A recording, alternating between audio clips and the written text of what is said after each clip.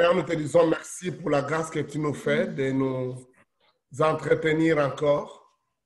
Oh Dieu, comme c'est important, nous pensons que c'est ta volonté que nous puissions voir ta pensée, que nous puissions vivre tes réalités de la vie dans l'esprit. Et aussi en même temps, nous savons, Seigneur, qu'on a beaucoup de difficultés, de problèmes que nous rencontrons sur les chemins. C'est pour ça que ces questions se présentent. Comme ces gens-là à l'époque disaient, c'est quoi ça encore? Et nous attendons de ton esprit, ton éclaircissement. Dirige et contrôle ce moment, Seigneur, pour ta gloire au nom de Jésus. Amen. Merci beaucoup. Donc, on va avec ça commencer. Aujourd'hui, nous avons enregistré plusieurs questions, à part dont on avait promis de parler hier. Hier, comme j'ai envoyé des messages à quelques-uns d'entre vous, nous sommes en déplacement, nous ne sommes pas chez nous. Et en ces moments de déplacement, nous nous sommes rencontrés, ou nous avons rencontré un embouteillage monstre et on s'est retrouvés au milieu de nulle part pour tenter de faire notre live. Même si on est en Amérique, vous comprenez, quand vous n'êtes pas vraiment dans des grandes villes, vous êtes dans des coins où on nous a fait faire des détours. Donc, ça n'a pas été facile d'avoir un bon signal. Alors, toutes les tentatives que nous avons faites n'ont pas abouti de nous faire un bon signal. C'est ce qui a fait que nous n'avons pas pu avoir la rencontre. Donc, d'hier, vous excusez vraiment pour cette inconvénience. Donc, je voudrais dire que aujourd'hui, nous tenterons d'aborder les matières qui étaient prévues pour hier, mais aussi nous avons plusieurs questions qui nous sont parvenues. Comme vous connaissez, notre programme cette fois-ci est basé sur les réponses aux questions que vous posez. Et aujourd'hui, nous avons des questions. Par exemple, il y a quelqu'un qui demande c'est quoi le ministère des anges? Parce qu'on retrouve des gens aujourd'hui qui disent des choses comme mon ange est à côté ici, je vais t'envoyer mon ange, je vais envoyer mon ange pour entrer en action. Et donc, mon ange m'a dit, mon ange m'a transporté, et des choses comme ça. Alors, il pose la question encore une fois comme celle que nous avons eue dès le départ, c'est quoi ça? Est-ce que c'est comme ça que ça s'est fait? Et est-ce que c'est... Il pose la question, est-ce que c'est un excès de zèle ou une déviation doctrinale par rapport à ça? Donc ça vient du pasteur Prince Kaleoé depuis Lyon, en France. Et donc, il y a encore quelqu'un d'autre qui a posé des questions concernant la différence entre les dons de prophétie et la parole de connaissance. Et puis, est-ce que celui, pour avoir les dons de prophétie, ça fait de vous obligatoirement un prophète? Et il y a une question qui est posée sur les femmes, d'après 1 Corinthiens 14, 34, 35, où Paul dit qu'elles doivent se taire. Qu'est-ce que nous pensons là-dessus? Et puis, une autre question est par rapport à la différence entre un mentor, un encadreur, un père spirituel, un père dans la foi, beaucoup de choses qu'on ne sait pas totalement tout répondre, il faut dire, mais du moins, comme vous pourrez vous remarquer, il y a tellement beaucoup de questions qui viennent, qui surgissent jour le jour. Nous ne couvrirons peut-être pas tout en détail, mais du moins, c'est notre désir d'aborder. Je ne sais pas s'il y a des gens qui ont des problèmes pour accéder. Faites-moi signe. Je serai content de voir vos messages déjà pour vous qui êtes sur Zoom pour savoir quel est le problème. Sinon, pas trop de bruit. Nous allons commencer. Donc, je disais qu'aujourd'hui, on a les matières que l'on avait prévues la fois passée. On avait dit qu'on parlerait de la différence entre les dons spirituels, les ministères et les opérations. Puis, parler un peu de la situation de prophétie et les opérations, dont nous prendrons un exemple particulier des prophéties et dans les opérations divines. Je vais tout à l'heure lire un texte qui nous permet de commencer notre étude. Et puis, on tentera de répondre à la question sur le ministère des anges et peut-être aborder les autres qui sont, parce que vous allez commencer à comprendre que c'est beaucoup de matière en même temps. Donc, on commence par cette petite introduction qui était prévue, comme la fois passée, sur la différence entre les dons, les ministères et les opérations. Et pour ça, le texte qui est le mieux approprié, c'est le 1 Corinthiens chapitre 12, à partir du verset 1er. Nous lirons du verset 1er jusqu'au verset 11, comme la fois passée. Donc, 1 Corinthiens chapitre 12, verset 1er jusqu'au verset 11. Voici la lecture de ces textes-là que l'apôtre Paul nous a présentés. Gloire à Dieu.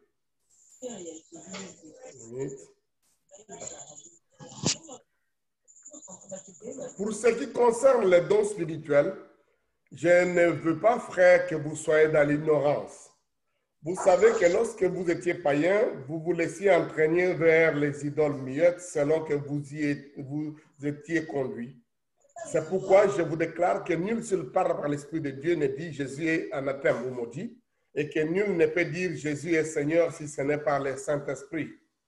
Il y a diversité de dons, mais le même Esprit, diversité de ministères, mais le même Seigneur, diversité d'opérations, mais le même Dieu qui opère tout en tous. Or, à chacun, la manifestation de l'Esprit est donnée pour l'utilité commune.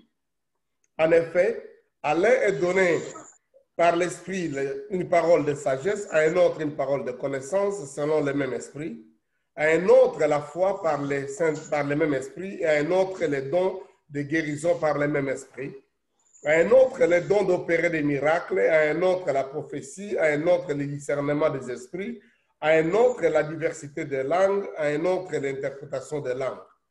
Un seul et même esprit opère toutes ces choses, les distribuant à chacun en particulier comme il veut. Peut-être c'est mieux qu'on lise les versets 12 et 13.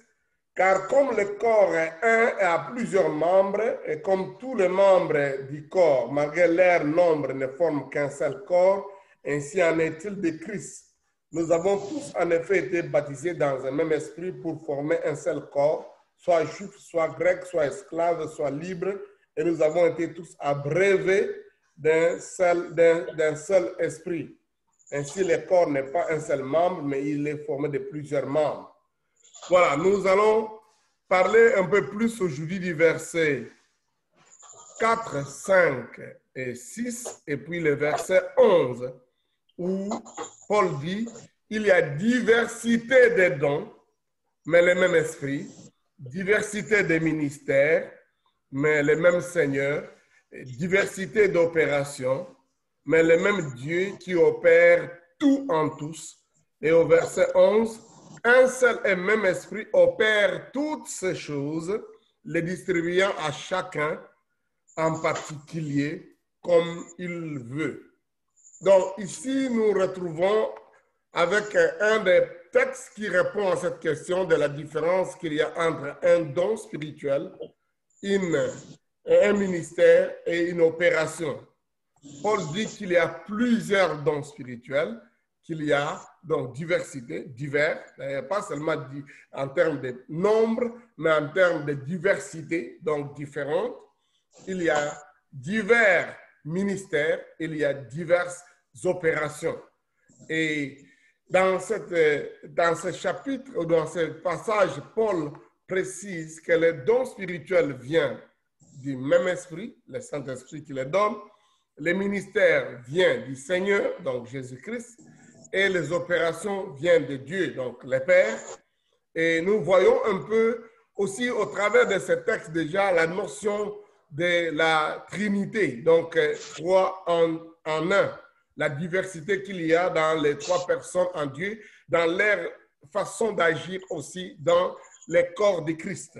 Donc, c'est un des textes assez éloquents par rapport à cette situation qui est aussi l'objet parfois de plusieurs discussions dans les milieux charismatiques parce qu'il y en a d'autres qui pensent que la Trinité n'est pas, le mot Trinité n'est pas dans la Bible, donc il n'y a pas de Trinité. Pourtant, les faits et la réalité des Père, Fils et Saint-Esprit sont tellement visibles et dans le chapitre 12 sur les dons de l'Esprit, cela est beaucoup plus, il ne peut pas être beaucoup plus clair que ça.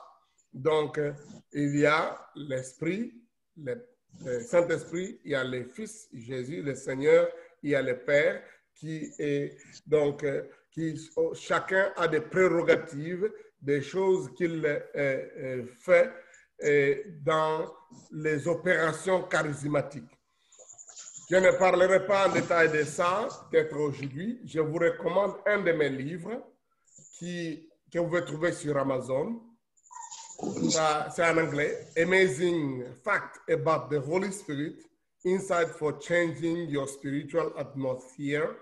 Un livre que j'ai écrit totalement en anglais qui a plus de 300 pages, 305 pages pour être précis, que vous pouvez trouver sur Amazon. Si vous allez sur Amazon ou si vous êtes sur mon site bishopsony.com, ça peut vous conduire directement à l'endroit où vous pouvez sur Amazon acheter ces livres avec vous qui donnent un cours un peu plus sur le cours de pneumatologie, donc un enseignement assez détaillé sur le Saint-Esprit où nous parlons de la Trinité, le Père, le Fils, mais surtout du Saint-Esprit, qui est-ce qu'il est, comment il fait, quelles sont ses prérogatives, pourquoi nous pouvons trouver des écritures qui montrent qu'il est une personne qui a une volonté, il fait ce qu'il veut, comme le Père fait ce qu'il veut. Donc, toutes ces choses sont un peu plus en détail dans ce livre que je vous recommande. Donc, si vous voulez apprendre beaucoup sur cette notion-là et même sur la diversité des dons, la différence entre les dons, les ministères et les opérations.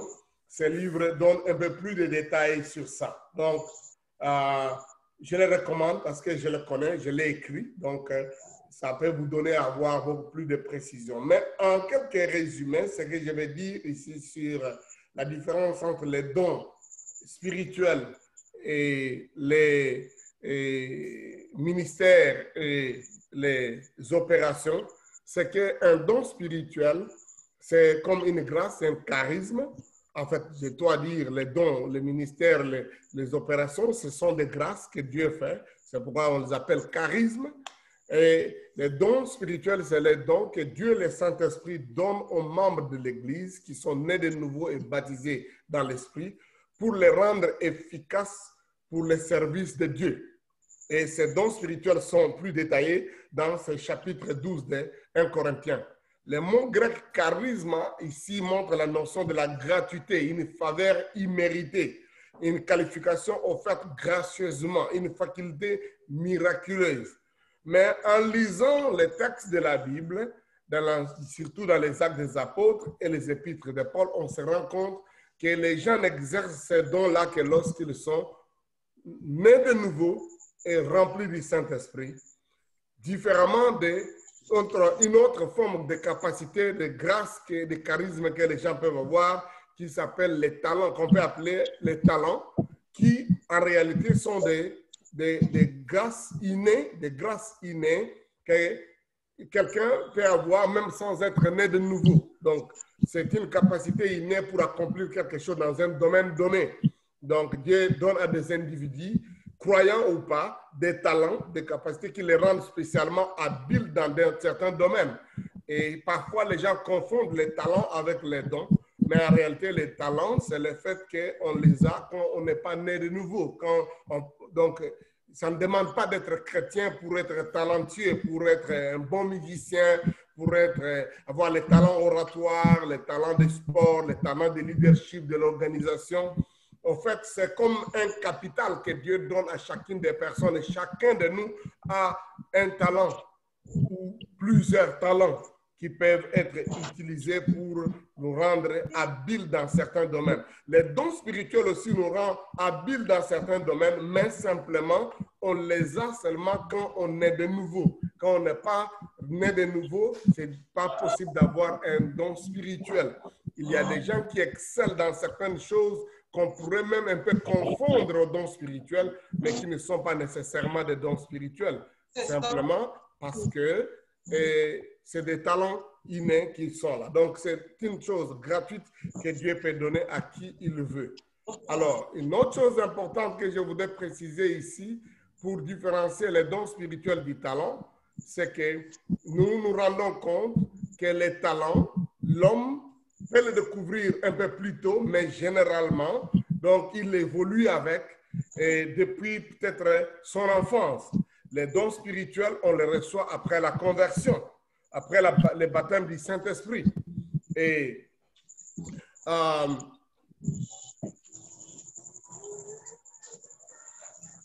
le deuxième point, c'est le ministère. Le ministère, c'est un appel que Dieu, donc le Seigneur Jésus, donne à l'Église pour servir dans le corps de Christ. Et c'est donc où cet appel-là, Dieu le donne à un individu, donc à quelqu'un. C'est comme un service. Le terme qui est utilisé dans la Bible pour parler de ministère, c'est le ton diaconia en grec, qui est traduit par service, ministère ou administration ou office. Il y a en fait deux termes grecs autour de ça. Il y a diaconia et créa. Créa, c'est un peu comme emploi, affaires, usage, exigence, que nous pouvons trouver par exemple dans les Actes des Apôtres, chapitre 6, chapitre 6, le verset 1 à 5.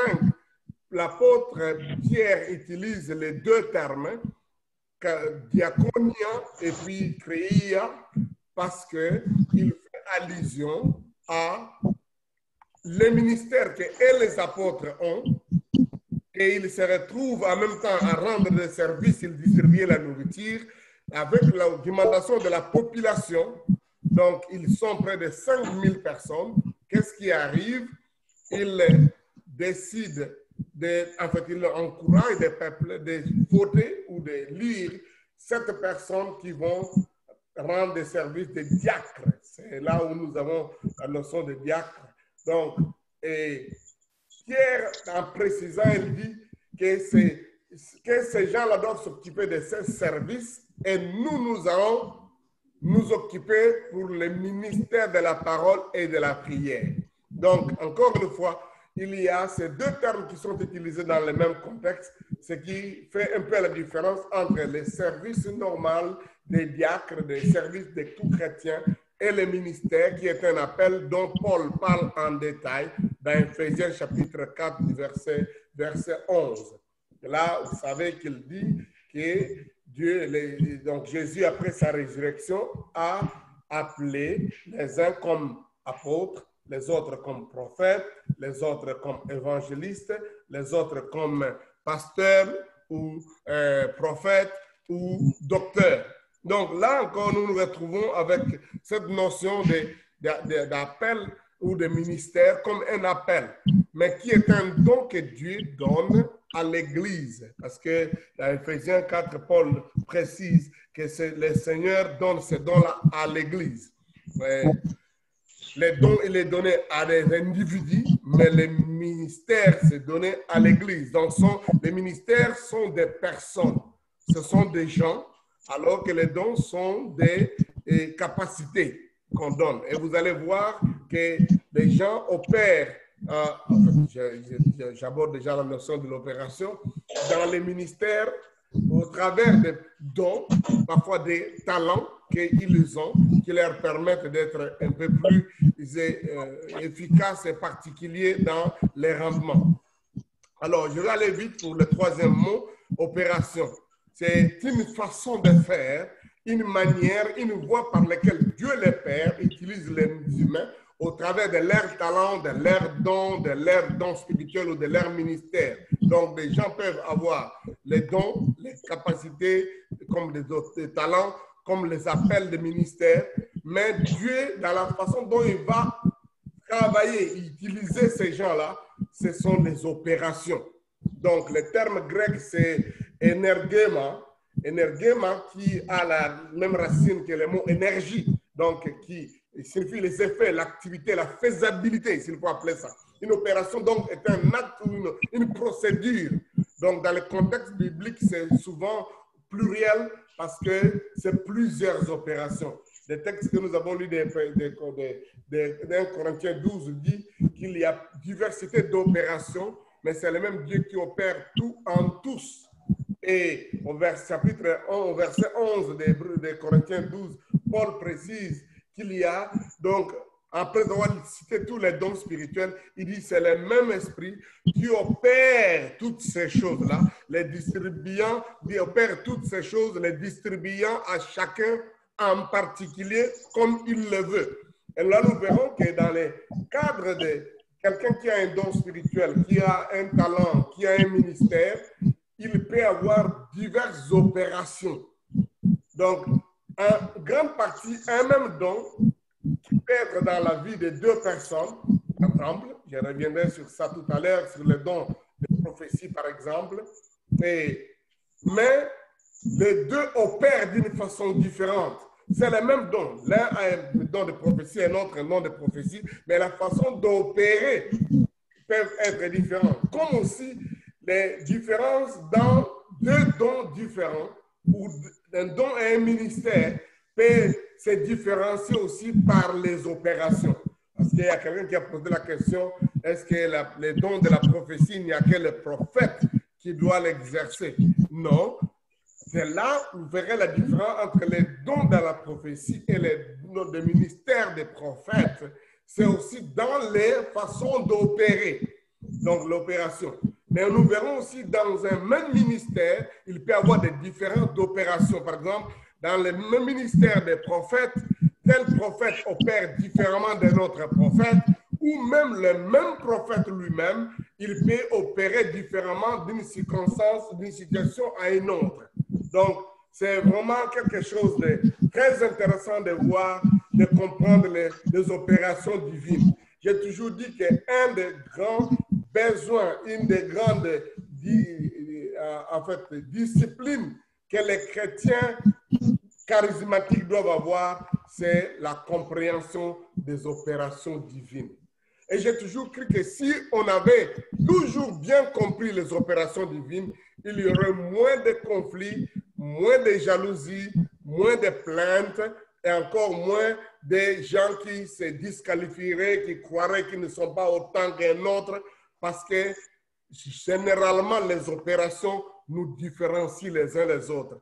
Et il y aurait aussi moins d'hérésie, de fautes dans la façon d'exercer un don ou un ministère si on avait compris que parfois à un endroit donné, c'était une opération divine spéciale pour un moment et qu'on ne peut pas opérer toujours de la même façon à un autre moment, à une autre situation. Donc, les opérations sont tellement diverses. Déjà, nous avons dit que les dons spirituels sont divers, les ministères sont divers, mais les opérations encore. Quand ces opérations doivent s'exercer sur des talents, sur des dons, sur des ministères, quand ils peuvent s'exercer pour différencier un talent d'un don d'un ministère, il peut aussi une opération où les opérations peuvent différencier l'exercice d'un don dans quelqu'un ou d'un don des deux frères avec les mêmes dons, qui a les dons de miracles, mais tel opère différemment dans l'exercice de ces miracles qu'un autre. Donc, ça peut aussi faire la différence entre les dons, en fait, le ministère de quelqu'un et notre frère. Donc, les deux ont des ministères, par exemple, le ministère d'opérer des miracles ou d'apôtres. Mais les deux apôtres opèrent un peu avec des différences. S'opère avec les différences. J'avais déjà dit que la différence entre les ministères déjà, les prophètes et l'apôtre opèrent différemment, les deux. L'évangéliste opère différemment par rapport aux prophètes ou aux docteurs.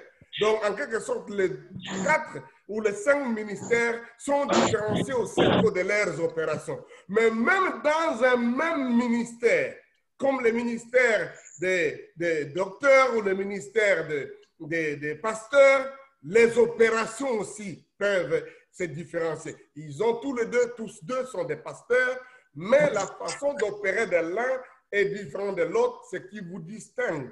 Même aussi, quand vous êtes vous-même pasteur, ou vous êtes vous-même prophète, vous êtes vous-même évangéliste, vous pouvez retrouver la façon d'opérer dans une circonstance peut être différente de la façon d'opérer dans une autre circonstance. Donc, s'il y a quelque chose sur lequel je suis en train de travailler, peut-être produire tout un livre là-dessus, et je crois que si l'Église ou les membres, les frères, les bien-aimés charismatiques, nous pouvons saisir la notion des opérations divines, la façon dont Dieu opère, l'Église ne manquerait pas non seulement des talents, des dons, des ministères, mais l'Église ne manquerait pas de diversité dans la façon de faire et il y aurait moins de jalousie, de conflits, de comparaisons, il y aurait moins de soucis.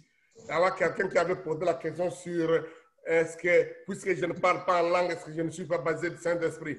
Là, nous nous retrouvons devant un problème d'opération divine. Parce que les uns croient que les parler en langue, c'est le signe initial. Il faut absolument, parce qu'ils ont vu Dieu opérer ainsi dans plusieurs cas de baptême du Saint-Esprit, que les gens parlent en langue. Donc, c'est comme ça que Dieu opère et opérera tout le temps. Et la conséquence, s'ils ne voient pas que quelqu'un parle en langue au moment où il est baptisé, donc ils se disent « Ah, il n'est pas baptisé du Saint-Esprit ». C'est juste un problème de compréhension des opérations divines. Dieu reste souverain. Paul dit que le même et le seul esprit opère toutes ces choses, les distribuant à chacun en particulier comme il le veut. Donc, je dirais la même chose par rapport aux gens qui sont évangélistes. On voit un évangéliste comme Billy Graham, un évangéliste comme T.L. Osborne, pour ne parler que de ceux-là que je connais. Donc, très bien. On se rend compte que la façon d'opérer de Billy Graham était différente de la façon d'opérer de T.L. Osborne.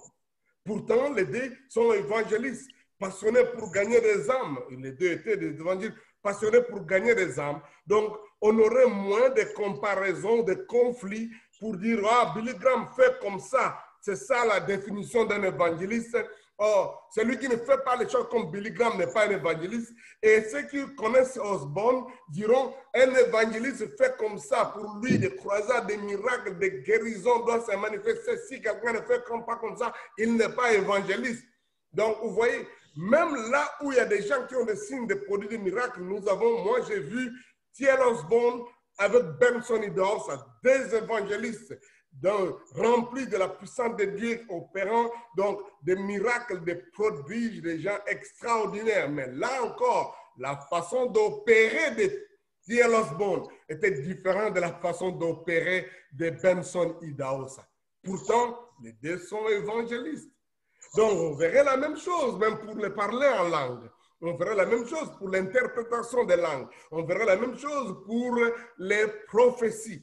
Et là encore, nous nous retrouvons avec peut-être une même personne à lui-même, comme je disais, dans qui a les mêmes dons ou les mêmes ministères, mais il n'opère pas de la même façon en tout lieu. À un endroit, il opère d'une façon, à un autre endroit, il opère d'une autre façon. Ça ne le fait pas changer de ministère, comme j'entends beaucoup de gens. Et j'étais évangéliste, maintenant je suis devenu pasteur. Maintenant, comme j'ai traversé la frontière, je suis devenu apôtre. Non, c'est quand même... Bon, en fait, je ne veux pas ici donner des choses qui prendraient, les autres prendraient comme des critiques. Mais généralement, c'est l'incompréhension des opérations divines qui fait aussi changer des gens autant des noms de ministères que les autres. Il est possible que quelqu'un opère à un endroit comme un pasteur pendant longtemps. Moi, j'ai fait un travail pastoral.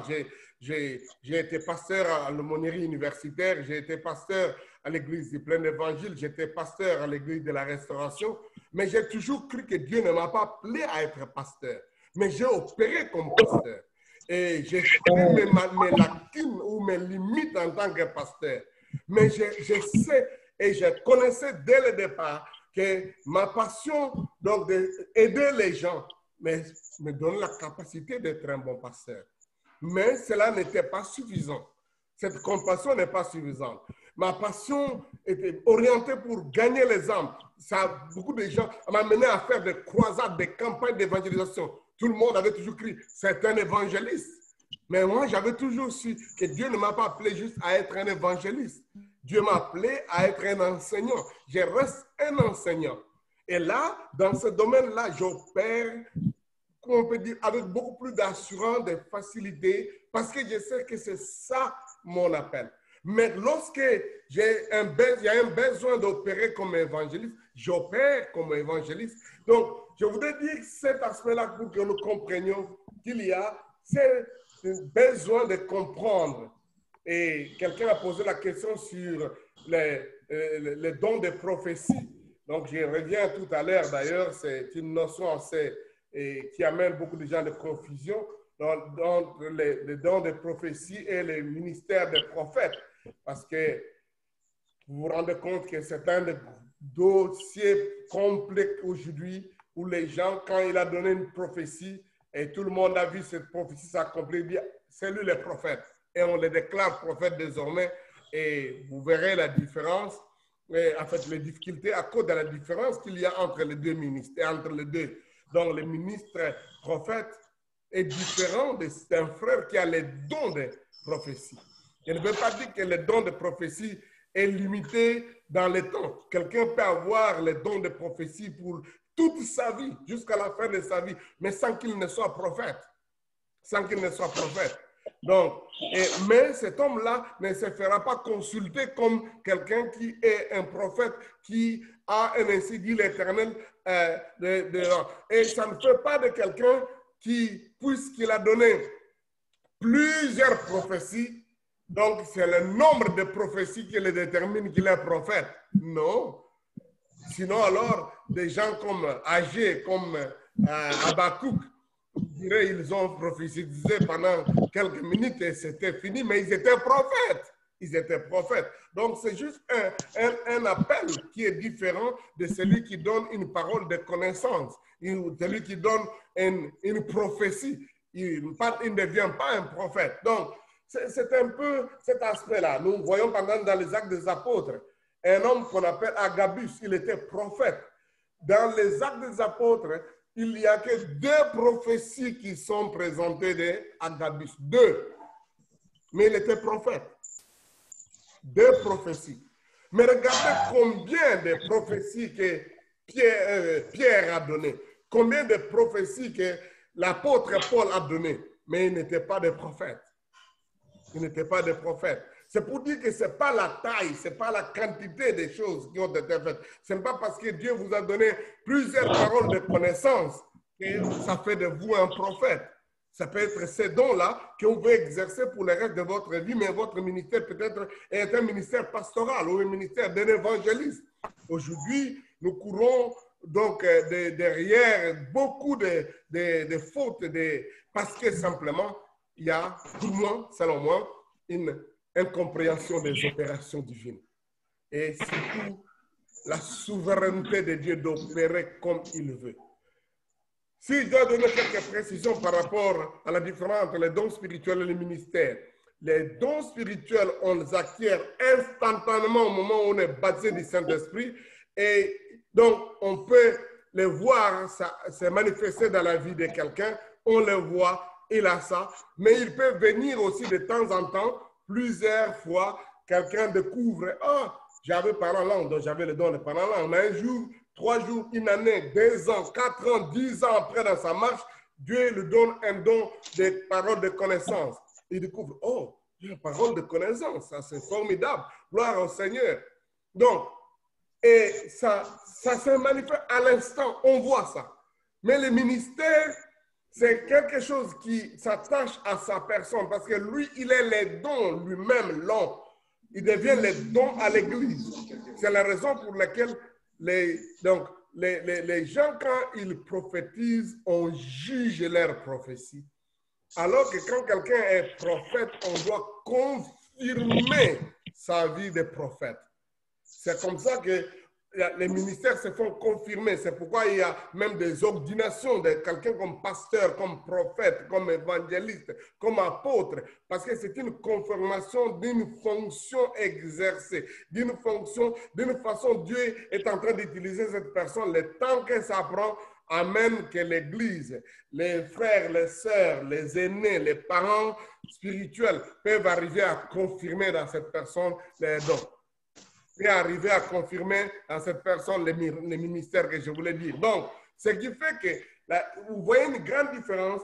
Donc, quelqu'un peut être un bébé spirituel, il a effectivement les dons spirituels, on verrait ça. Mais quelqu'un, un bébé spirituel, il peut avoir un appel au ministère, mais ça peut ne pas se faire découvrir immédiatement. Ça, on croirait que c'est un don qu'il exerce. Si, par exemple, dans le cas de la prophétie, on dira, le frère là a le don de prophétie. Mais après, on va se rendre compte, non, ce n'est pas juste un don pour lui, c'est un appel. Il a un ministère de prophète. Et c'est là, aujourd'hui, le manque de compréhension, de discernement de ça est à la base de toute cette confusion qu'on a aujourd'hui, au point, comme je disais, peut-être un de ces jours, je répondais au problème des dangers de la prophétie, que des gens arrivent, puisqu'un frère a prophétisé 2 ou 3 fois, alors désormais il pense qu'il est un prophète, et les gens viennent le consulter et le mettre devant un fait accompli. Quand je dis un fait accompli, c'est-à-dire qu'ils viennent lui dire, bon, toi, tu as l'habitude de voir les choses de Dieu. Qu'est-ce que tu penses de moi? Qu'est-ce que Dieu t'a dit sur moi? Et la tentation que cette personne aura, ce sera laquelle? De prouver que Dieu m'a déjà parlé. Donc, Dieu, moi, je suis prophète. Il faut absolument que j'ai quelque chose à dire sur ses frères. Et c'est là où on a des frères qui commencent à dire, je vois, Dieu m'a dit c'est sur toi, alors que Dieu n'a pas dit. Donc, là, on rend cet homme-là, on le fait tomber en erreur, parce qu'effectivement, on l'a mené à déclarer des choses qu'il ne devait pas déclarer, parce que c'est comme ça qu'on le définissait, on l'a défini comme prophète, alors qu'il n'était pas prophète. Et je disais que beaucoup de médecins diraient facilement, ah non, moi je ne sais pas diagnostiquer votre cas, je ne sais pas qu'est-ce qui se présente, pourquoi cette situation vous arrive. Mais quand quelqu'un a déjà été déclaré prophète, ce n'est pas facile pour que il soit aussi humble de reconnaître que je ne sais pas qu'est-ce qui se passe.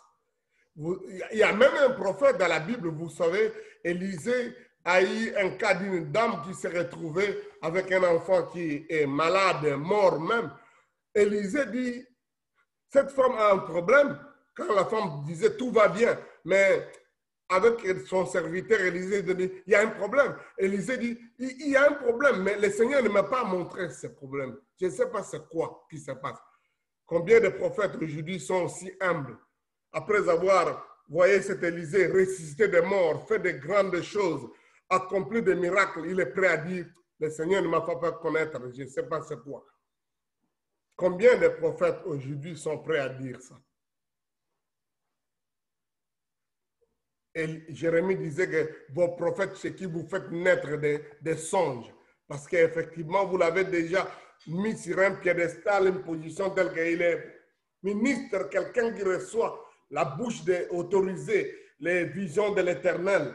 Alors, il se retrouve contraint d'inventer quelque chose pour prouver que avec lui, c'est tic-tac, cambroum. Dieu lui dit des choses qui arrivent et vous connaissez les dégâts que nous avons aujourd'hui. Donc, là, déjà, s'il faut que je parle encore de la notion de prophète et prophétie, parce qu'il y a une question qui a été posée là-dessus, je voudrais que nous sachions, j'ai dit que les dons se fait discerner, et même instantanément. Et la Bible dit que les dons, on peut reconnaître ces dons-là. Les prophéties aussi se font discerner, mais aussi se font juger. Il faut que les gens apprennent. Paul dit que quand il y a 2 ou 3 personnes qui prophétisent, il faut que l'un écoute les autres, entendent et qu'ils les jugent. Quand quelqu'un n'est pas prêt à accepter qu'on juge sa prophétie, il y a un grand problème dans sa façon d'être.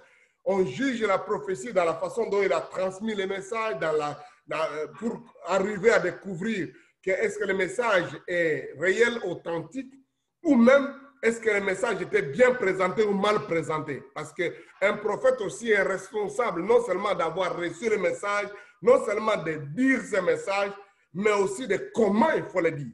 Cela est important. C'est là où nous voyons les différentes des opérations des prophètes. Il y a des prophètes qui opèrent par des gestes. Agabus a fait des gestes. Il a pris la ceinture de Paul. Il s'est lié, il a dit, le propriétaire de cette ceinture, voici ce qu'on lui fera. Donc, une prophétie qui est manifestée sous forme d'un geste opéré. Mais les autres occasions, il n'a pas fait ça. Les autres fois, il a dit qu'il y aurait une famine qui arriverait en Judée. Certainement, il a dit une parole. Il est possible qu'Agabus était parmi les gens là qui, à l'église d'Éphèse, qui ont prononcé le message au sujet de Paul et Barnabas, que mettez-les à part, Paul et Barnabas, pour l'œuvre à laquelle je les ai appelés. Je ne pense pas que ces jours-là, Agabus a pris une ceinture, il s'est lié, il dit, mettez-moi à part Paul et Barnabas.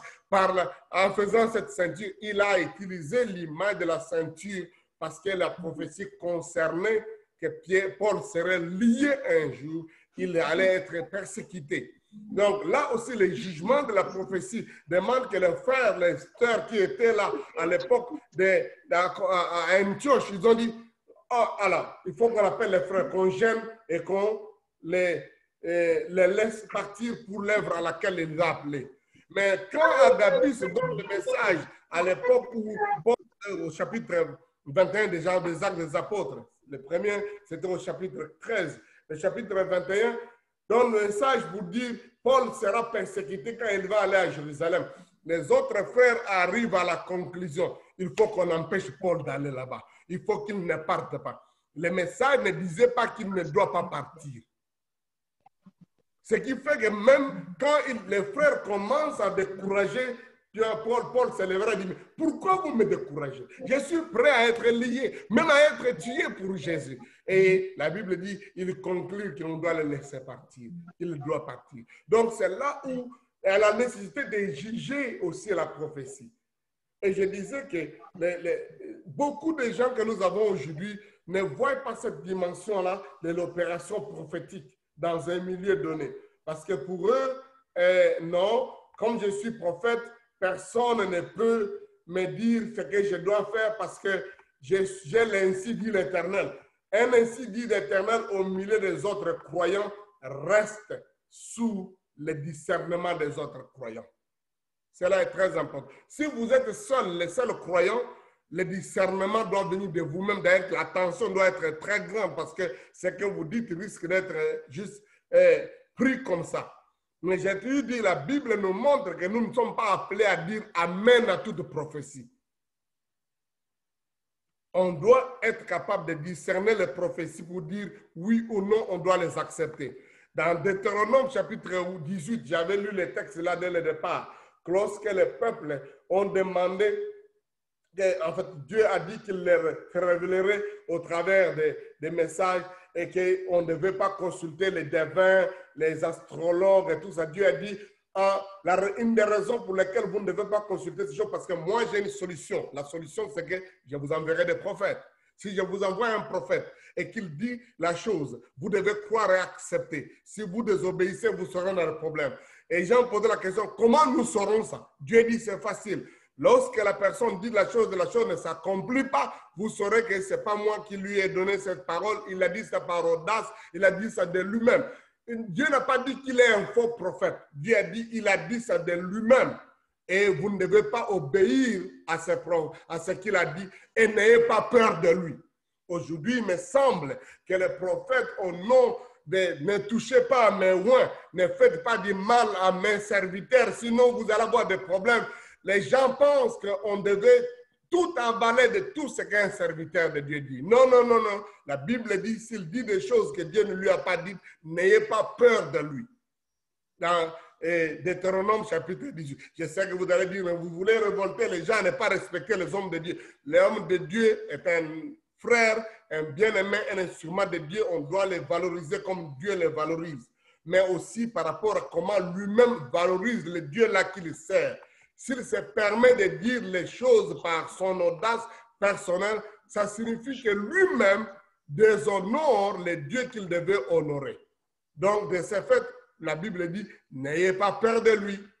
N'ayez pas peur de lui. Donc, c'est utile de nous rendre compte de cette réalité en fait, des besoins de juger, les jugements. Qu'on juge ce qu'un prophète dit, qu'on découvre, qu'on ne doit pas accepter. Oh, les choses de Dieu, on ne discute pas, il faut accepter. Non, non, non, non, non. La Bible dit, ceux qui sont de nous, nous qui sommes à l'intérieur, on doit juger, on doit arriver à dire. Donc, c'est important que nous ayons la possibilité de comprendre cet aspect-là. Même quand quelqu'un est un docteur, il enseigne, s'il enseigne des faussetés, vous dites non, non, non, non, non. Ce que vous avez dit là, en tout cas, est-ce que vous pouvez trouver la Bible? La Bible dit que quand Paul prêchait, les gens vérifiaient dans les Écritures. Et ces gens-là n'avaient que l'Ancien Testament. Combien plus aujourd'hui nous avons l'Ancien et le Nouveau Testament, devons absolument juger, comparer, discerner ce que les hommes de Dieu disent ou les instruments de Dieu disent ou ce qu'une prophétie ou ce qu'un message est en train de communiquer. C'est important. Sinon, on s'est laissé entraîner par des gens, par des choses, par des déclarations que quelqu'un fait. Et généralement, vous allez voir que si vous comparez un texte ou une déclaration avec le texte des Écritures, l'Écriture aura beaucoup plus de place. Je connais à l'époque, on était dans le moment de réveil au début, donc on a vu des gens qui viennent, une maman qui est mariée, qui a un père, qui a un mari, qui a des enfants, et dit Dieu me demande d'abandonner mon mari et mes enfants parce qu'il m'appelle au ministère. Nous avons dit il y a un problème, ça entre en contradiction avec les Écritures. Oh, tu vois, Jésus a dit qu'il aimerait son père, sa mère plus que moi, ne sera pas digne de moi. Le terme ne dit pas haïr, rejeter, c'est dit préférer. Lorsqu'il est question de décider des choses qui entrent en contradiction, le ministère n'est pas une contradiction. Faire le ministère n'entre pas en contradiction avec la vie familiale, la vie du foyer, la vie par les responsabilités parentales. Il n'y a pas une contradiction pour ça. Mais quand quelqu'un dit il abandonne son mariage, il abandonne ça parce qu'il veut servir Dieu, il y a un problème. Parce que la Bible dit si quelqu'un néglige, reste infidèle par rapport à ses membres de famille, il est pire qu'un infidèle. Donc, il faut apprendre à comparer ça. Et c'est toujours important. Et même quand quelqu'un veut utiliser un texte des Écritures pour appuyer quelque chose d'anormal, il faut prendre en considération le contexte des textes et les mettre en rapport avec ce qu'il y a. Je me souviens, à l'époque où on était jeune, on a eu des activités qu'on faisait et des manifestations de l'esprit, des messages que Dieu donnait à des frères, nous donnait aussi des prêchés, dit oh, je priais pour demander au Seigneur qu'il me donne une parole d'aller prêcher. Et des frères sont allés prier, gêner et prier pour que Dieu leur donne le message.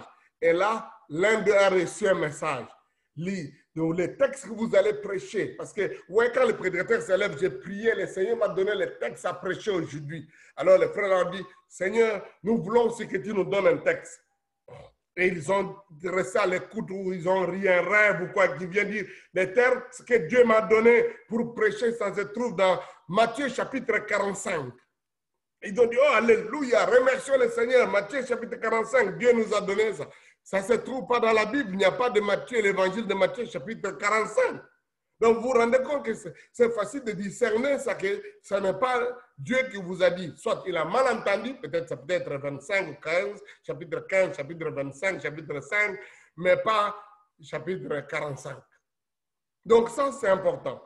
Je me souviens encore un autre frère, que quand on faisait un programme, on a fait un programme ensemble, il est venu les jours suivants parce qu'il s'est retrouvé qu'on avait 3 jours et 3 frères devaient prêcher et lui n'était pas dans le groupe. Il est venu pour ce mécontentement, au lieu de dire que je voulais absolument être parmi les orateurs parce que Dieu m'a donné un message, il vient nous dire non, Dieu m'a dit que je dois aller commencer un séminaire ailleurs pour faire un travail au même moment. Nous avons dit, ah oui. Il dit quoi? Il dit oui, Dieu m'a même donné les versets pour confirmer que je vais faire ça. Nous avons dit, Dieu t'a donné les versets. Il dit oui, Dieu m'a donné les versets. Ça se trouve dans Jean chapitre 13. Laissez-moi voir encore les versets. Jean chapitre 13.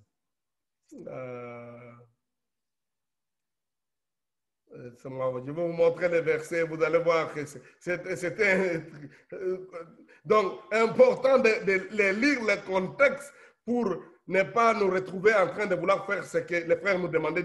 Dieu m'a dit que parce que nous, on a dit, bon, est-ce qu'on ne peut pas préparer, on termine les séminaires qu'on fait ici, et puis après, on ira faire les séminaires dans l'autre côté, parce qu'on est tous ensemble.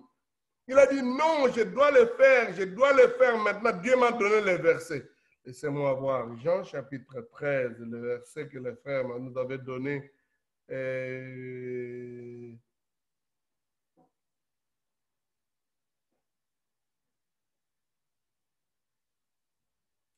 Oh, j'ai oublié le verset. Mais le verset disait ceci. Ce que tu dois le faire, fais-le maintenant. Le verset 27. Il a dit, Dieu m'a donné le verset, c'est Jean chapitre 13, verset 27. Il dit, donc Dieu m'a dit que je dois le faire maintenant. Nous avons dit, oh, on se trouve dans la Bible, oui. Quand on ouvre le verset, on regarde. Lui-même n'avait même pas lu, il a dit seulement, Dieu m'a dit que se trouve dans Jean chapitre 13, verset 26. Il dit, dès que le morceau fut donné, Satan entra dans Judas et Jésus lui dit, ce que tu fais, fais-le promptement. Fais-le maintenant. Nous avons dit, regarde frère. C'est ça le verset que Dieu t'a donné, oui. C'est ça qui te confirme que tu dois faire les choses là maintenant, oui. Mais ça, Jésus l'a dit lorsque Satan est entré dans Judas. Oh, on a découvert que du point de vue du contexte, il y a un problème. C'est une anomalie. Si c'est ça que Dieu lui dit, en quelque sorte, on pouvait dire aujourd'hui que ce message, elle a voulu lui dire, attention, tu risques de faire quelque chose qui vient du diable. Et heureusement, effectivement, le frère a compris. Les dangers étaient grands. Et heureusement qu'on a évité cela. Je vous épargne des détails. Et nous avons fini d'abord le premier travail et après, on pouvait faire l'autre travail. Il y a des gens qui pensent qu'ils sont pressés avec le Seigneur. Le Seigneur me veut maintenant. Sinon, si je ne fais pas maintenant, il va me tuer. Je vais mourir. Si je ne fais pas ça, attention. Oui. Mais ce que tu veux faire, fais-le maintenant promptement aussi. Peut être sous inspiration parce que Satan est entré pour vous déranger. Je ne dis pas que toutes les fois que Dieu vous demanderait de faire quelque chose vite, à l'instant même, ça vient du diable. Mais vous voyez dans le contexte que les versets que Dieu donne à ses frères lui prouvaient que ce n'est pas à ce moment-là qu'il devait faire ce qu'il devait faire. Et comme on avait déjà fait nos réunions, on lui tentait de lui dire qu'il ne devait pas le faire à ce moment-là. Nous pouvons trouver le temps pour le faire après. Donc, je parle de cette notion des opérations. Il y a beaucoup de choses que Dieu peut faire.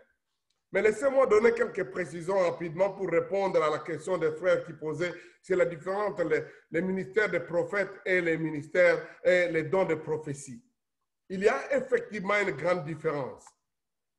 Il y a une différence, comme j'avais déjà dit, que le prophète lui-même est différent de l'apôtre, il est différent de l'évangéliste, il est différent du docteur. Et je n'ai pas assez de temps pour donner tous ces détails ici. Mais en termes de prophétie, nous avons ce que nous appelons les 4 degrés de niveau de prophétie. Il y a les dons des prophètes, de prophétie, il y a l'esprit de la prophétie, il y a les ministères des prophètes et il y a la prophétie des Écritures. Laissez-moi rapidement définir ou parler un peu de ces 4 points. L'esprit de la prophétie, c'est ici ce qu'on appelle l'onction prophétique. Donc, généralement, qui est donnée à quelqu'un ou à un groupe de croyants pendant un moment donné, dans un environnement donné. On a vu même cela fonctionner, même dans les gens qui, en réalité, ne sont pas en ordre avec Dieu. Quelqu'un arrive dans un milieu où il y a des gens qui prophétisent, où les gens font des choses prophétiques. Et dans une garnison de prophètes, quelqu'un est arrivé là-bas, il a commencé à prophétiser. Donc, cet esprit de prophétie, c'est cet esprit que nous lisons dans Nombre, que je vous dois donner chapitre 15, chapitre 11. Moïse est en train de faire le travail est grand, la distribution de la manne est difficile. Dieu dit à Moïse, tu ne peux pas faire tout ce travail toi-même. Je voudrais que tu amènes 70 des anciens d'Israël, que tu les amènes et je prendrai l'esprit qui est en toi, je les mettrai en eux pour qu'eux aussi aident à faire le travail. C'est ce que Paul dit que l'esprit des prophètes est soumis aux prophètes. C'est quelque chose comme Dieu de transférable. C'est quelque chose que quelqu'un peut se retrouver pour opérer dans ce domaine-là. Nous avons l'exemple de ces gens-là quand Moïse les a choisis. 2 d'entre eux n'étaient même pas au lieu. Ils étaient restés dans les camps. On nous dit qu'ils ont commencé à prophétiser. Ils ont eu l'esprit des prophètes. Donc, dans le texte, on parle de l'esprit de Moïse. Mais en réalité, c'est l'esprit prophétique qui était sur Moïse, qui devait opérer. Et ces gens-là feraient pratiquement la même sorte de travail que Moïse. Et donc, nous nous retrouvons aussi dans cette dimension avec ce que Samuel a dit à Saoul, que quand tu me quittes ici, après que j'étais roi, tu iras à un endroit, tu verras des prophètes là-bas. Et l'esprit te saisira, tu commenceras à prophétiser avec eux. Là, nous on se retrouve avec cette notion-là où Saoul, je voudrais dire, n'est pas appelé à être prophète. Mais quand il arrive en contact avec les fils d'un prophète, donc les prophètes, l'esprit là les saisit, commence à prophétiser, les gens commencent à poser la question. Saoul était aussi parmi les prophètes? Non, Saoul n'a jamais été prophète, mais il était saisi par l'esprit de la prophétie, c'est retrouvé à un endroit là. Hier, j'avais parlé, la fois passée, j'avais parlé de Jean chapitre 11, je pense, moi j'oublie, à un autre endroit, j'ai parlé de ça. On devait décider sur la mort de Jésus. Caïphe et Anne étaient souverains sacrificateurs. Ils ont réfléchi, ils ont dit, Jésus-Christ, il y a des troubles avec ça. Les Romains risquent de venir détruire notre nation. C'est mieux que nous puissions faire que ce type-là, Jésus, soit mort, afin que la nation n'ait pas de problème, que de les laisser vivants et toute la nation verra des problèmes. Et Jean chapitre 11 nous dit qu'il n'a pas dit ça de lui-même. Mais comme il était le souverain sacrificateur de l'époque, Dieu l'utilise pour dire quelque chose. Mais en réalité, ce n'était pas pour sauver seulement la nation d'Israël, mais pour réunir tout le peuple de Dieu, tous les enfants de Dieu dispersés dans le monde. Donc, il est à une position stratégique à un moment donné. Dieu l'utilise malgré lui. Nous avons cet esprit prophétique, de la vision prophétique qui entre dans l'ânesse de Balaam. L'ânesse de Balaam n'est pas un être humain. C'est un animal. Au moment où le prophète lui-même a la démence, ne veut pas obéir à la volonté de Dieu, Dieu est capable d'introduire l'esprit de la prophétie dans cette ânesse qui commence à parler. Donc Dieu peut utiliser même un infidèle pour dire des choses. L'esprit de la prophétie est entré dans des gens comme Cyrus, qui a commencé à dire des choses de la part de Dieu, sans que lui ne connaisse Dieu. Donc, ça, c'est quelque chose de fort dans lequel beaucoup d'enfants de Dieu pensent que puisque quelqu'un a prophétisé, il est prophète ou il a les dons de l'esprit de prophétie. Non, c'est juste l'esprit de la prophétie. Il y a ce que moi j'appelle, si vous vous retrouvez là où l'eau bouge, là où ça bouillonne, donc vous sentirez la chaleur sans que vous n'ayez chaud à l'intérieur de vous-même, sans que vous ayez cette onction de vous-même. Mais vous êtes dans un environnement, c'est là qui arrive quand il y a le réveil. Dans un environnement de réveil, des dons, des manifestations, des dons spirituels, ce n'est pas tout le monde qui exerce ou où il y a les dons qui se manifestent dans ces gens-là, qui ont ces dons-là. Ça peut être juste un esprit de prophétie. Une ambiance, une atmosphère qui est créée, qui fait que tel commence à dire, tel autre commence à dire. On ne devait pas désormais déclarer cette personne-là ayant les dons de la prophétie ou ayant le ministère des prophètes.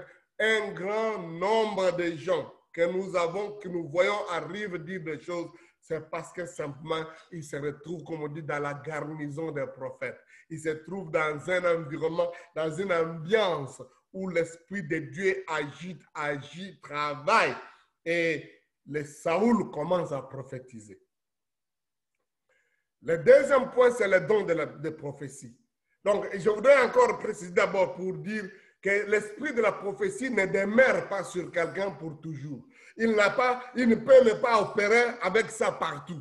À un moment, vous comprendrez que Saoul, puisqu'il avait reçu ça, il s'est octroyé le pouvoir de faire le travail que Samuel devait faire. Et Dieu l'a rejeté. Donc, l'esprit de la prophétie ne reste pas avec vous à tout moment. Vous n'opérerez jamais avec ça à tout moment parce que c'était juste une chose circonstancielle liée à un environnement, liée à un poste, liée à quelque chose que vous avez fait. Et quand quelqu'un dit ça, parce que peut-être il est caïf, c'est lui qui doit décider, il est chef, il est pasteur, Dieu l'utilise avec un esprit de prophétie. Parce que c'est lui qui est le chef de la nation, Dieu l'utilise, mais ça ne fait pas de lui un prophète, ça ne fait pas de lui un enfant de Dieu, un serviteur de l'Éternel. Mais il a juste dit comme Cyrus, parce que c'était important pour que le message passe. Le don de prophétie, c'est un don que Dieu donne à celui qui est baptisé du Saint-Esprit. Il fait partie des 9 dons dont nous avons lu dans 1 Corinthiens 12. Donc là, on retrouve que ça fonctionne comme la prophétie en général. C'est-à-dire quelqu'un a un don, il commence à dire, à donner des messages qui édifient, qui consolent, qui exhortent. D'ailleurs, 1 Corinthiens 14 montre que les cadres dans lesquels ce don-là se fait, c'est le cadre d'exhortation, d'édification, de consolation. Quelquefois, il peut prédire, il peut annoncer des choses à venir, il peut avertir le peuple. Mais c'est différent du ministère du prophète qui est quelque chose qui va un peu plus dans le détail des révélations de la direction de Dieu, de la direction de Dieu. Donc, celui qui a le don de prophétie, il a une limite dans son exercice. Ça peut être quelque chose de sporadique, occasionnel, même si ça se répète dans la vie de cette personne. Cette personne a le don de prophétie. Il ne peut pas être dit qu'il est prophète. La tentation, d'ailleurs, c'est de vouloir exercer ce don-là d'une façon régulière. C'est là où je dis qu'il faut faire attention si vous allez consulter quelqu'un qui a le don de prophétie pour dire qu'est-ce que Dieu t'a dit, quelle est la révélation de Dieu sur moi, qui est réservée au prophète est là. Si la personne n'est pas aussi humble pour vous dire qu'il n'a rien reçu de la part de Dieu, vous l'avez mis dans une situation où il risque de déclarer des choses qu'il n'avait pas à dire parce qu'il doit prouver qu'il reste dans un esprit, qu'il est quelqu'un qui a les dons. Le don de prophétie a quelques limites qui est différent donc du ministère des prophètes. Donc le troisième point d'ailleurs, le ministère des prophètes. J'avais déjà dit que le ministère des prophètes est une personne. Donc le prophète, c'est quelqu'un en qui Dieu donne un appel pour exercer comme sa vie. C'est quelque chose, il est appelé à ça, dans une dimension de perfectionnement des saints. Son travail va au-delà de l'exhortation, l'édification, la consolation. Les prophètes opèrent dans le domaine des confirmations divines. C'est pour ça qu'il peut être consulté. Donc, qu'est-ce que Dieu t'a dit sur moi? Généralement, il ne vient pas toujours d'annoncer de nouvelles choses, mais il vient pour donner une confirmation dans les jugements. C'est que tu as une décision après dans l'orientation, dans comment je peux dire, la direction, hein, ils peuvent guider dans ça. Ils peuvent vous donner une révélation pour que vous puissiez avoir une idée claire où est-ce que vous y allez, qu'est-ce qui se présente. Et donc, cela est important, c'est un don, donc c'est un ministère important dans le corps du Christ. Souvent, les prophètes, déjà dans l'Ancien Testament, avaient un travail de correction, d'avertissement. Ils annonçaient ainsi dit l'Éternel qui amenait des corrections sur le peuple de Dieu, parce que c'est ça le travail qu'ils sont appelés à faire. Ce n'est pas toujours réel que quelqu'un qui a le don de prophétie sera celui qui vient amener des avertissements de correction dans le peuple de Dieu. Les prophètes font ça. Et vous allez voir que ce n'est pas des gens qui le font comme une diarrhée à chaque minute. Il a toujours quelque chose à venir dire parce que je suis prophète, le prophète des nations. Vous verrez que les déclarations de ces prophètes seront des choses qui montrent une mission claire et précise. Et généralement, ça reste toute leur vie. C'est attaché à leur vie. Le prophète n'est pas quelqu'un qui le fait parce que simplement l'esprit est là à agiter. Ça, c'est l'esprit de prophétie. Mais parce que Dieu lui a donné ça. Et vous verrez qu'un grand nombre de ces gens-là qui ont le ministère de prophète ne vont pas opérer en tant que lui seul. Il va être comme quelqu'un qui entraîne les autres aussi au ministère de prophète, qui entraîne les autres qui ont des dons de prophétie. Il les oriente. Quelqu'un qui a les dons de prophétie n'est pas nécessairement un prophète. Mais je crois que le prophète comprend mieux les dons de prophétie et entraînerait, encadrerait plus facilement les gens qui ont les dons de prophétie. Et c'est comme ça qu'on voit que beaucoup de prophètes ont des fils de prophètes. C'est-à-dire, ils arrivent à avoir une orientation qu'ils peuvent donner à tous les autres qui, eux, peuvent aussi opérer dans cette dimension-là. Peut-être pas devenir prophète comme lui, mais opérer dans les dons de prophétie. C'est pourquoi Paul présente ça dans la série des ministres en vue de perfectionnement des saints. Les prophètes feraient un bon perfectionnement des saints qui ont les dons de prophétie. Les prophètes comprendraient facilement l'esprit de prophétie qui est en train d'agir à un endroit. Les prophètes auraient la facilité de discerner l'orientation à prendre pendant les temps qui arrivent ou les événements qui vont arriver dans le futur. Les prophètes ont un peu plus de facilité d'orienter et commenter sur une prophétie. Vous savez, le danger que nous avons aujourd'hui, beaucoup de gens peuvent donner une prophétie parce que c'est un don de Dieu. Et les gens veulent lui poser la question, qu'est-ce que signifie ce que tu as dit? Dans la façon d'opérer, j'ai parlé des opérations, c'est très important. Peut-être ce type-là, tout se limite pour lui de donner les messages, là, pas de commenter sur les messages. Et quand on va exiger de cet homme-là de commenter, qu'est-ce que tu as dit, qu'est-ce que ça signifie ce que tu as dit? Si cet homme-là n'est pas un prophète, vous forgez la main de cette personne. Les prophètes peuvent avoir la possibilité de tenter d'expliquer. La Bible dit que les prophètes d'autrefois, quand ils avaient lu le message, ils ont fait l'objet de leurs recherches, leurs propres paroles, pour savoir qu'est-ce que ça concerne sur eux, ça concerne d'autres personnes. Et la Bible dit qu'il leur fit rappeler par l'Esprit que ça ne leur concernait pas, ça concernait des temps à venir. Il y en a, par exemple, qui ont parlé sur Jésus. Mais si à tout moment, les gens, pour une prophétie, on demande au prophète d'expliquer, il y a toujours beaucoup de risques qu'ils commettent des fautes, de dire des choses qu'ils ne devaient pas dire. Il y a des messages prophétiques qui sont des images. Et le prophète, tout ce que Dieu lui a demandé, c'est de présenter l'image. Ou quelqu'un qui a un don de prophétie n'a fait que donner l'image. Et Dieu peut donner une autre personne pour expliquer. Beaucoup d'autres coopérations des autres prophètes peuvent aider pour expliquer. Comme aussi les autres ministères peuvent donner plus d'explications d'orientation. Un prophète peut dire quelque chose, un docteur explique ça, ou un pasteur amène à l'application de ça. Ou ça peut être un message qui est donné pour qu'un évangéliste mette ça en exécution, réalise ça, pour que l'apôtre oriente ça. Donc ça, c'est important de comprendre. C'est pourquoi je disais que l'Église a besoin, dans le domaine des phénomènes charismatiques, de bien comprendre les opérations divines. Le 4e degré de prophétie, c'est ce que nous appelons la prophétie des Écritures. C'est un terme qui est mis là pour tenter de nous faire comprendre qu'il y a dans la Bible des paroles qui sont des ainsi dit l'Éternel, qui devaient être inscrites comme les Écritures, comme la parole de Dieu. Celui qui a le don, ou celui qui parle sous l'esprit de prophétie, voudra dire ainsi dit l'Éternel. Celui qui a les dons de prophétie peut dire ainsi dit l'Éternel. J'encourage que ces deux personnes soient très sûres de dire ainsi dit l'Éternel. Peut-être ils peuvent seulement présenter le message. Parce que ça peut ne pas être le mot en mot d'ainsi dit l'Éternel. Mais ça peut être une présentation imagée. Ça peut être une chose pour laquelle les gens comprennent que Dieu est en train de les parler. Malheureusement, la tentation que nous avons aujourd'hui, c'est que les gens pensent toujours que pour que les gens comprennent que c'est une prophétie, je dois dire, moi, Dieu, je suis en train de vous parler. Ainsi dit l'Éternel.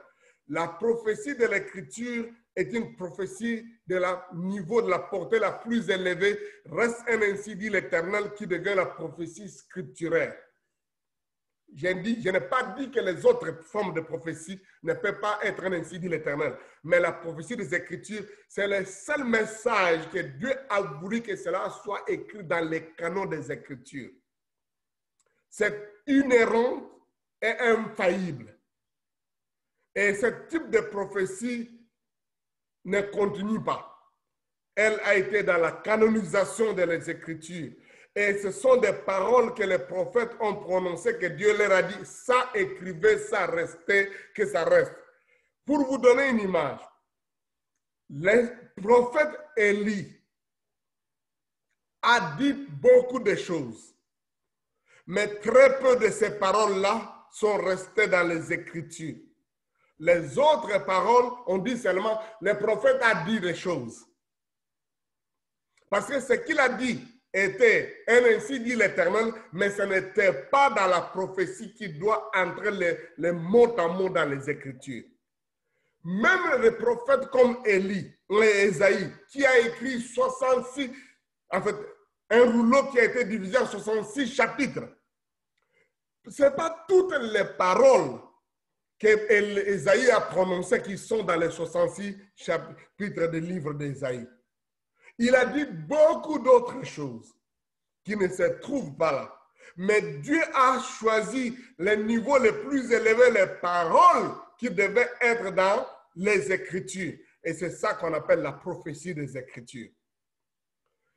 Beaucoup de tentations qu'il y a aujourd'hui dans l'Église, c'est d'élever les paroles d'un prophète à en faire les prophéties des Écritures. Un des grands dangers que l'Église a connu dans beaucoup d'années, qui a fait naître des mouvements comme les Mormons, qui a fait naître des mouvements comme les Témoins de Jéhovah, les Branhamistes, c'est d'avoir élevé les paroles de certains des frères ou des dirigeants de leur mouvement à des prophéties des Écritures. De trouver que ce qu'ils ont dit fait des prophètes, comme les gens de Branham disent que les prophètes du XXIe siècle, l'homme de message. Donc, ce qu'il a dit, c'est un ainsi dit l'Éternel. Et tout ce qu'il a dit, c'est ainsi dit l'Éternel. Aujourd'hui, les Branhamistes ont dans la confusion des difficultés, des choses que Branham a dites qui non seulement ne se sont jamais accomplies, mais puisqu'ils avaient dit que tout ce qu'ils disaient venait de l'Éternel, ça montre non seulement qu'ils croient des erreurs, mais ça les a amenés effectivement à croire dans un homme qui s'est égaré. Parce que lui-même s'est mis à une place, il dit, je suis la parole. Ce que je dis, je suis la bouche autorisée. Au XXe siècle, Dieu ne parlera que par moi. Je suis la personne par qui Dieu est. La conséquence, aujourd'hui, on connaît la confusion.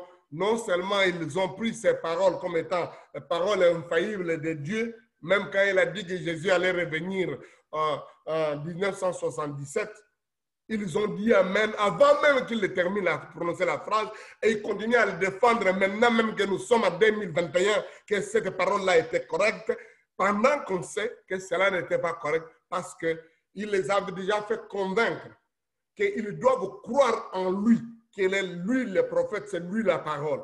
Et quand vous croyez quelqu'un comme ça, vous l'élevez au niveau de la prophétie des Écritures. Ça devient un problème, il devient un gourou et finalement, comme les Branhamistes en ont fait un grand nombre d'entre eux croient même qu'il est Jésus-Christ, qu'il est le roi, le Christ que Dieu devait envoyer. Les Juifs ont eu les Lubavitch qui ont déclaré aussi la même chose comme étant des prophètes des Écritures. Ils ont eu certains dirigeants Et chaque coin, chaque mouvement fait naître des gens. Au Congo, on a eu les Mukuna, les Mukuna Dieu, des personnes comme ça. Et ça continue à naître de lieu en lieu, de temps en temps. Et malheureusement, quand les réveils arrivent, la tentation d'avoir vu des frères ou des instruments que Dieu utilise, que les paroles s'accomplissent, beaucoup, la tentation, c'est d'élever cette personne, ce qu'il a dit au niveau des Écritures. Je me souviens, quand on commençait dans l'église et on a eu l'école biblique, les gens voyaient les mots de l'église, l'église de la restauration, là où la parole, l'esprit s'accorde, Jésus-Christ est Seigneur. Il y a des gens qui disaient que c'était les paroles des Écritures. Non, ce n'est pas la parole des Écritures. C'est juste une parole de Sonny Mukwenze pour résumer quel détail, quelle sorte de ministère de travail que Dieu nous appelle et quelle est la position de notre Église par rapport aux pentecôtistes, aux baptistes, aux traditionnels. Nous sommes là où il y a la tendance de ceux qui s'accrochent seulement aux Écritures, parole, et ceux qui s'accrochent à l'extrême de l'Esprit. L'Esprit a dit, mais nous sommes là où les deux s'accordent et là où nous proclamons la Seigneurie de Jésus. Et ça, nous avons fait notre logo qui n'est pas tombé du ciel, tout boum, oh Dieu a donné à l'homme de Dieu le logo. Non, non, nous avons fait ce logo-là pour décrire ce que nous croyons. Donc, des gens disent non, parce qu'on a commencé l'église sous le manguier, notre logo et cet arbre. Non, non, non, non, parce que nous croyons que le message de la restauration est un message de rafraîchissement où quelqu'un qui est fatigué vient sous l'ombre et recevoir le rafraîchissement. Notre message est basé sur la Bible qui est ouverte. Notre message, c'est la croix, c'est Christ et rempli du Saint-Esprit, de la flamme qu'on a mis. Donc, ça nous a fait résumer ça. Ce logo-là n'a pas un sens mystique, ça n'a pas d'histoire cabale, mais c'est une façon de résumer ça. Donc, je disais que les dangers que beaucoup de gens peuvent commettre, c'est justement d'élever le message d'un homme de Dieu ou à croire que c'est les Écritures. Non, ce n'est pas les Écritures. La prophétie des Écritures est un niveau très élevé de la dimension prophétique. Et tout groupe ou toute personne qui tente d'élever ces prophéties au niveau de la prophétie des Écritures commet une erreur grave et même conduit les gens aux hérésies. La plupart des hérésies de tous les gourous qui arrivent sont arrivés dans ça. Et ils commencent à dire aux gens, si vous n'obéissez pas, vous serez en problème, vous serez pénible, Dieu va vous... Donc, ne touchez pas à mes oins, je suis oint d'une façon spéciale. Danger, non. Ça nous a pris du temps pour expliquer toutes ces choses. On n'a même pas eu le temps d'expliquer le ministère des anges aujourd'hui. Peut-être que là, je vais aller rapidement pour que ça nous donne de tenter d'atterrir pour aujourd'hui. Et nous continuerons la semaine prochaine, probablement lundi. On va reprendre la même heure. Demain, c'est dimanche. Vous allez dans vos maisons, dans vos églises et écouter les messages que Dieu donne à ses serviteurs. Mais ici, je voudrais dire que dans notre milieu charismatique, dans les milieux, il y a des phénomènes qui arrivent. Peut-être c'est mieux que j'arrête pour ne pas parler du ministère des anges aujourd'hui. Je dois dire que c'est souvent une interprétation forgée des textes comme Hébreux chapitre 1, verset 12, qu'on dit que les anges sont les esprits au service de ceux qui sont sauvés. Alors beaucoup de croyants pensent qu'ils peuvent s'arroguer des têtes, des positions pour dire je donne des ordres à mes anges, je leur dis d'aller faire tel travail.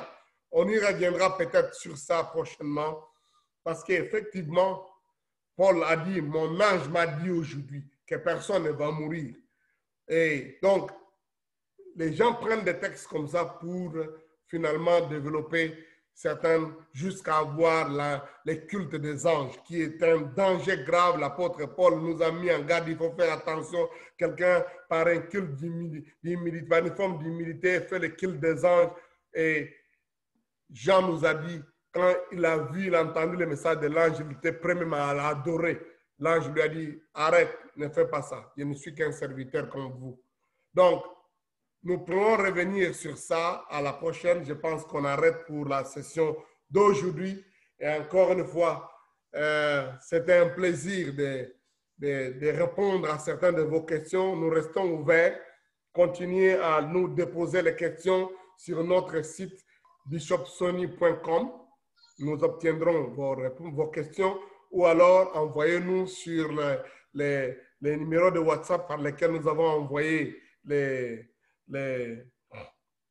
liens de Zoom, ou alors quand vous venez à des sessions comme celle-ci, en pleine session, vous pouvez nous laisser écrire votre question, comme ça on pourra répondre. Là, aujourd'hui, nous avons quelques questions, quelques commentaires que les gens ont donnés, donc on tentera de répondre à ça à la prochaine, parce que quelqu'un dit là, il a un problème de connexion, mais il ne sait pas, donc il demande si j'ai déjà répondu à sa question sur la frontière entre la divination et la prophétie. Bien aimé frère, on a déjà répondu à ça.